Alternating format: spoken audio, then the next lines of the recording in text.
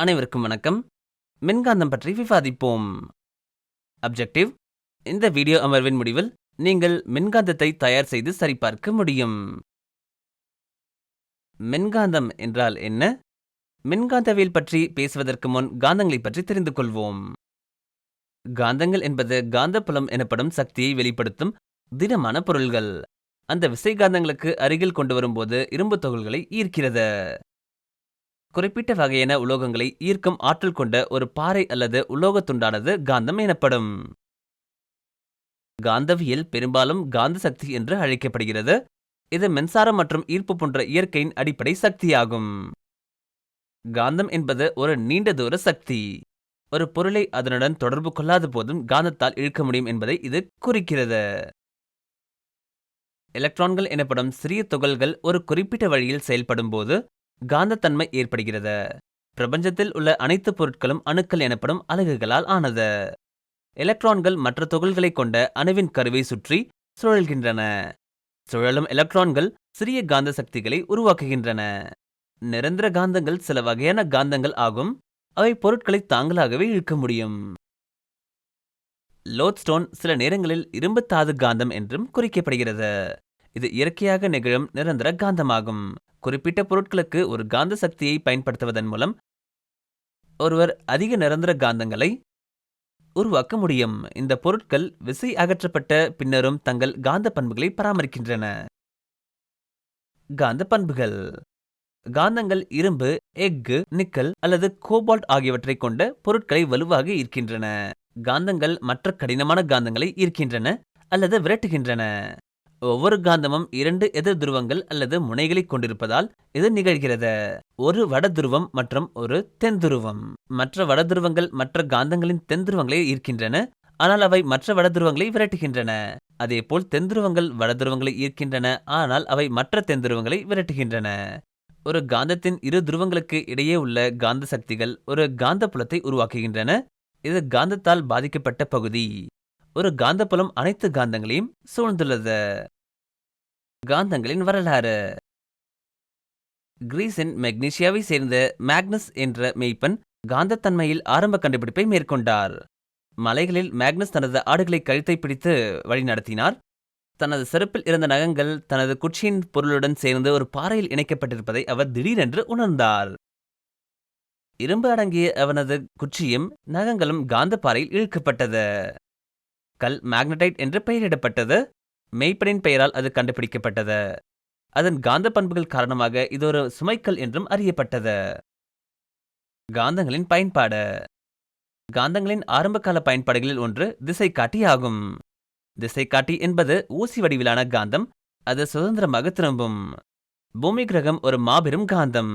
திசைக்காட்டியின் தென்துருவமானது பூமியின் வடதுருவத்தில் ஈர்க்கப்படுவதால் திசைக்காட்டி ஊசி எப்போதும் வடக்கே சுட்டிக்காட்டுகிறது. இன்று பல இடங்களில் காந்தங்கள் காணப்படுகின்றன. காந்தங்கள் குளிர்சாதன பெட்டி கதவுகளில் காகிதங்களை வைத்திருக்கின்றன. கதவுகளையும் மூடி வைத்திருக்கிறார்கள். கிரெடிட் கார்டுகளில் காந்த பட்டை உள்ளது. மின்காந்தத்திற்கு நாம் செல்லலாம்.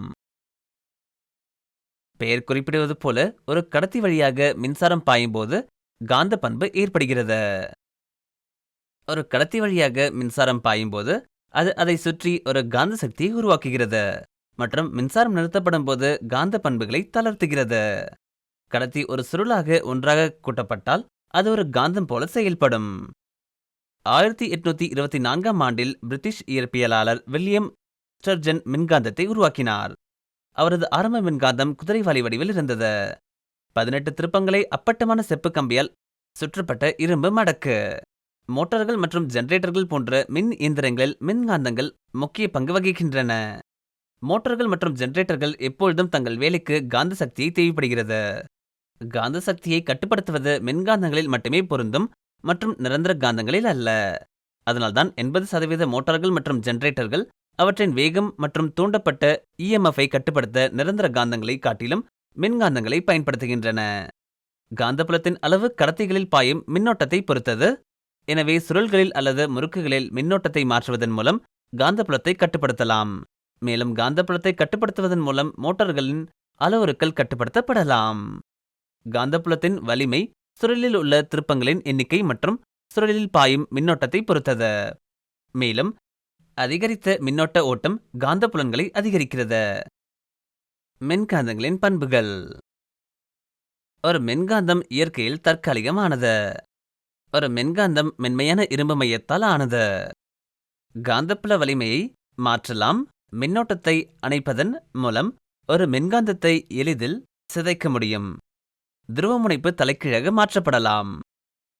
மின்காந்தங்களின் பயன்பாடுகள். பொறியாளர்கள் மின்காந்தங்களை உருவாக்குகிறார்கள். இது மோட்டார்களின் அடிப்படை அங்கமாகும். காந்த மோட்டார்கள் வணிகங்கள் மற்றும் தொழிற்சாலைகள் இரண்டிலும் அன்றாட வாழ்க்கையிலும் பரவலாக பயன்படுத்தப்படுகின்றன. வாழ்க்கையை எளிதாக்குவதற்கு நாங்கள் பல மோட்டார்களை பயன்படுத்துகிறோம். எனவே நாங்கள் ஒரு வழக்கமான அடிப்படையில் மின்காந்தங்களை கையாள்வதை நாங்கள் அறிந்திருக்க மாட்டோம்.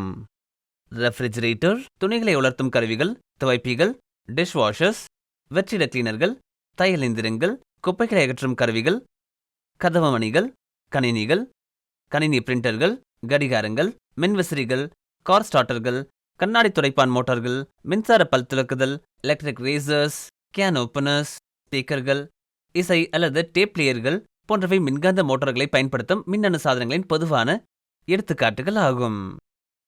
மருத்துவத்துறையிலும் மின்காந்தங்கள் பயன்படுத்தப்படுகின்றன. எம்ஆர்ஐ ஸ்கேன் காந்த அதிர்வு இமேஜிங் என்றும் அழைக்கப்படுகிறது. இது மின்காந்தங்களை பயன்படுத்தும் ஒரு கருவியாகும். மின்காந்தத்தை பயன்படுத்தி சாதனம் மனித உடலின் ஒவ்வொரு அம்சத்தையும் ஸ்கேன் செய்ய முடியும். சோலினாய்டுகளை பற்றி விவாதிப்போம். சோலினாய்டுகள் ஒரு வகை மின்காந்தங்கள். மின்னோட்டம் அதில் பாயும் போது மட்டுமே காந்தப்புலத்தை உருவாக்குகிறது. இல்லையெனில் காந்தப்புலம் உற்பத்தி செய்யப்படாது.